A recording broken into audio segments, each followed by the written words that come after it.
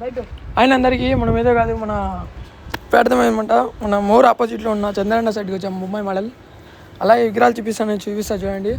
విగ్రహాలు మాత్రం ఈసారి మాత్రం చాలా వరకు బాగా తెచ్చాడు. అలాగే విగ్రహాలు మనం లోపలికి వెళ్ళి చూపించేస్తాను చూడండి. విగ్రహాలు మాత్రం మనకు చూస్తుంటే కదా మైండ్ బ్లోయింగ్ అయితే. నాకు స్టార్టింగ్ చూసానే ఆ బొమ్మ విగ్రహం చూసానే నాకైతే మైండ్ బ్లోయింగ్ అయింది. ఆ విగ్రహాన్ని చూసాంటే నాకే చాలా యూనిక్ అనిపించింది. అలాగే మీకు నెక్స్ట్ వీడియోలో చూపించాలనుకుంటే నేను చాలా వీడియోలు తీసాను. ఇంకా మనకు షార్ట్ వీడియోలు పెడతాను, మళ్ళీ ఫుల్ వీడియో కూడా కింద డిస్క్రిప్షన్లో పెడతాను. నేను ఇంతవరకు చాలా వరకు కింద సపోర్ట్ ఇస్తారని చాలా వరకు కోరుతున్నాను. అదే కాక మనకు ఒకసారి మళ్ళీ చూపిస్తాను చూడండి, డీటెయిల్గా చూపిస్తాను మీకు. విగ్రహాలు మాత్రం ఒక యూనిక్ మోడల్కి ఒక్కొక్క మోడల్.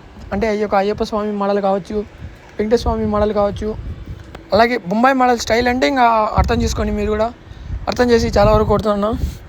అర్థం చేసి నాకు చాలా వరకు సపోర్ట్ ఇస్తారని చాలా వరకు అందరినీ కోరుతున్నా.